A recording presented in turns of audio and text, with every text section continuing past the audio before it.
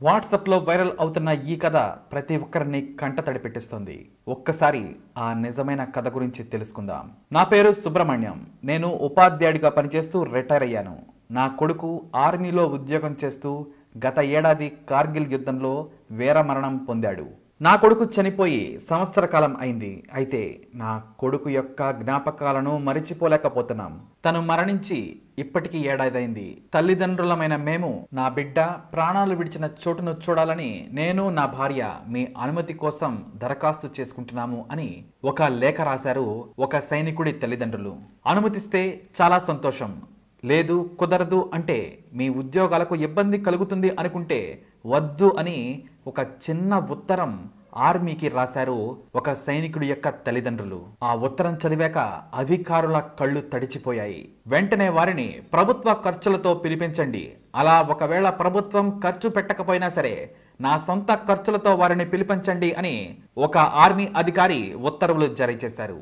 ఎట్టకేలకు ఆ వృద్ధ దంపతులు ఆర్మీకి చేరుకున్నారు. వారు రాగానే వెంటనే అక్కడ ఉద్యోగం చేస్తున్న వారంతా కూడా వారికి వందనం చేశారు.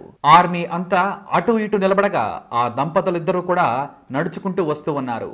ప్రతి ఒక్కరూ కూడా వారికి సెల్యూట్ చేస్తూ తన బిడ్డను గుర్తు తెచ్చుకుంటూ వారికి నమస్కరిస్తూ ఉన్నారు. అయితే అక్కడున్న ఒక వ్యక్తి మాత్రం కాస్త విచిత్రంగా ప్రవర్తించాడు. సరాసరిగా ఆ తల్లిదండ్రుల వద్దకు వచ్చి వారి కాళ్లపై పువ్వులు చల్లి నమస్కరించి కాస్తంత స్పెషల్ గా వారికి వందనం చేశారు. అయితే ఆ తల్లిదండ్రులు అడిగారు, ఎందుకు బాబు నువ్వు మాత్రం ఇలా చేస్తున్నావు? పెద్ద పెద్ద అధికారులే అక్కడ నిలబడి ఉన్నారు, నువ్వు కూడా అలా చేస్తే సరిపోయేది కదా అని అన్నారు ఆ తల్లిదండ్రులు. అయితే ఆ సైనికుడు చెప్పిన నిజం విని అందరి కళ్ళు చెమర్చాయి. నేను మీ అబ్బాయితో కలిసి పనిచేశాను, అందుకే ఒక నిమిషం మాటలు రాక నిలబడిపోయాను. ఇప్పుడు ధైర్యంగా మాట్లాడగలను, కానీ మాట్లాడాక నా ఏడుపుని మీరు ఆపలేరు అంటూ ఆ తల్లిదండ్రులకు చెప్పుకొచ్చారు. కేవలం మీరు మాత్రమే కాదు, మీ అబ్బాయిని తలుచుకుంటూ ప్రతిరోజు నేను ఏడుస్తున్నాను. ఎందుకంటే నేను ఇవాళ ఇక్కడ ఇలా ఉన్నానంటే కారణం దానికి మీ అబ్బాయే అని ఆ తల్లిదండ్రులతో చెప్పుకొచ్చాడు ఆ సైనికుడు. ఆ రోజు పాకిస్తాన్తో యుద్ధం జరుగుతుంది. మా దగ్గర ఆయుధాలన్నీ అయిపోవడంతో నేను డెత్ చార్జ్ తీసుకుంటాను సార్ అని ముందుకు వచ్చాను. ఆ సమయంలో మీ అబ్బాయి నన్ను వెనక్కి లాగి, నీకు పిచ్చా, నీకు పెళ్ళై 2 పిల్లలు ఉన్నారు, నేను తీసుకుంటాను అని ముందుకు వెళ్లి ఆ పాకిస్తాన్ తోటలకు బలైపోయాడు మీ అబ్బాయి నా స్నేహితుడు అని ఆ సైనికుడు చెబుతూ ఉండడంతో ఒక్కసారిగా తల్లిదండ్రుల వెంట కన్నీళ్లు ఆగలేదు. అక్కడున్న అధికారులు కూడా కన్నీళ్లు పెట్టుకున్నారు. అక్కడున్న శత్రువులను మీ అబ్బాయి 13 మందిని చంపాడు, కానీ వారి తోటాలకు బలయ్యి మరణించాడు. చివరిగా అతను నా ఒడిలోనే ఉండగా ప్రాణాలు కోల్పోయాడు.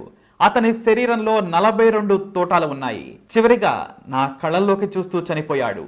ఆ సంఘటన నాకు ప్రతిరోజు గుర్తొస్తూనే ఉంటుంది అని ఎక్కి ఎక్కి వేడుస్తూ ఆ సైనికుడు ఆ తల్లిదండ్రులకు చెప్పుకొచ్చాడు.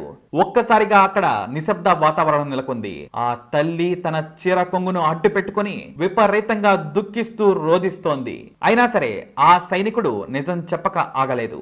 ఆ రోజే నేను మీ దగ్గరకు రావాల్సింది, ఆ శవాన్ని దగ్గరుండి నేను మోయాల్సింది, కానీ ఆ రోజు యుద్ధ వాతావరణం, నాకు వేరే డ్యూటీ వేశారు.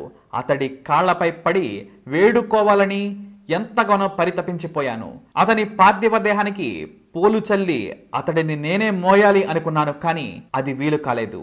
అందుకే ఈ పూలు మీ కాళ్లపై వేసి కాస్తైనా రుణం తీర్చుకుందామని అనుకుంటున్నాను అని ఏడుస్తూ ఆ సైనికుడు చెప్పగానే అందరి వెంట కన్నీళ్లు ఆగలేదు. ఇక అదే సమయంలో ఆ తల్లిదండ్రులు కూడా మరో మాట చెప్పడంతో ఇంకాస్త ఆ దుఃఖం ఎక్కువైంది.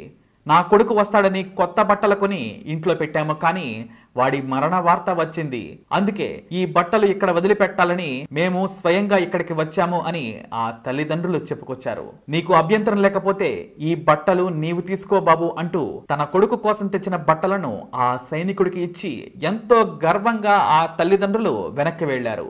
నిజంగా ఇలాంటి కథలు, నిజాలు ఇంకా ఎన్నో ఉన్నాయి, మనకు తెలియవు.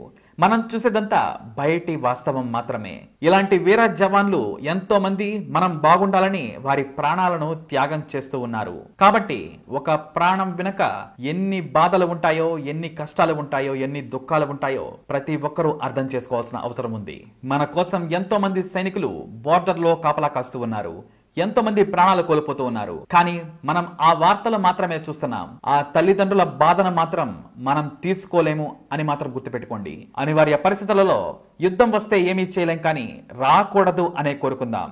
ప్రతి సైనికుడు అక్కడ కాపలా కాస్తూ అతను 100 ఏళ్లు బతకాలి అని కోరుకుందాం. ఏ సైనికుడు కూడా తన ప్రాణం కోల్పోకూడదు. ఎందుకంటే అతను అక్కడ కాపలా కాస్తేనే ఇక్కడ మనం 100 ఏళ్లు బ్రతుకుతాం. మరి ప్రతి సైనికుడికి తప్పకుండా సెల్యూట్ చేయండి. జై జవాన్, జై హింద్.